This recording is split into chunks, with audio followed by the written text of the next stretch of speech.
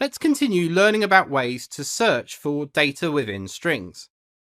In this demo, we will learn to identify whether a string contains a specific character or string of characters. It's now time to start adding the implementation of the parse method on the product info type. Our primary requirement is to mark the data as invalid if the product info does not contain a hyphen. Assuming a hyphen is found, we will split the product info into two components, the sales code and the stock keeping unit code. We should also consider the data to be invalid if we locate more than one hyphen within the string. We'll open the product info file and scroll to the existing stub implementation. Earlier, we modified this stub behavior to return an instance of product info where the sales code and SKU had the values to do. To help us verify when we've met our requirements, the test project includes some basic unit tests for several input values. The test uses the XUnit theory attribute, which allows us to run this test multiple times, but with different input values. The parse method on product info is invoked, passing in a product code, which is part of the test data arguments.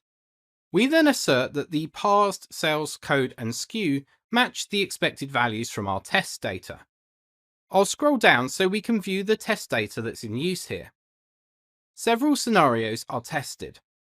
The first includes a valid product info format with a code and a SKU separated by a hyphen. We expect the parsed code to be 123 and the SKU should have the value SKU. The following 5 entries are all expected to parse to invalid codes and SKUs. This source string is empty and contains no data to parse. This string uses an underscore instead of a hyphen to separate the two elements.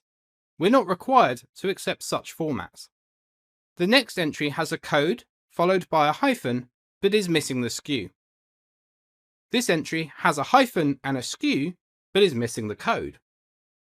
The final test string is mostly valid until the end, where it includes a second hyphen.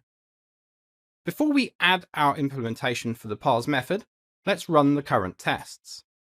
There are 6 failures, 1 for each piece of test data. Our current implementation always returns a product info instance with to do for both values, so this doesn't pass any of the test cases. Let's fix this by creating a proper implementation. We'll start by ensuring that if the string is empty, then we consider it invalid. We've already checked for null, so we'll just use a string equals check to see if this condition is met. We also need to check if the string contains a hyphen or not. The contains method accepts a character literal for a character to locate within the string instance. We'll provide the literal dash character. When we have an empty string or a string without a hyphen, then we return the static invalid product info instance.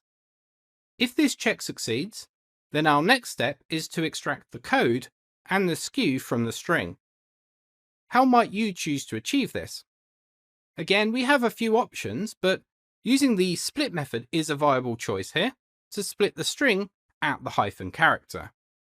One of our requirements was to only allow a single hyphen in the string from the source data.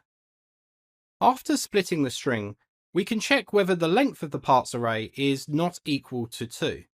This would indicate that either too few or too many elements were extracted. It's possible we may have a string which includes a hyphen but could be missing the code or the SKU element. In this case, there'd be an empty part either before or after the hyphen. If either part, which we can access via the indexer on the parts array, is null or empty, it would cause us to consider that the data is incomplete. In either case, we'll return the invalid instance here as well. After these validation steps, we expect to have a valid sales code and SKU, which we can assign to local variables. The final step is to pass these validated values into the product info constructor.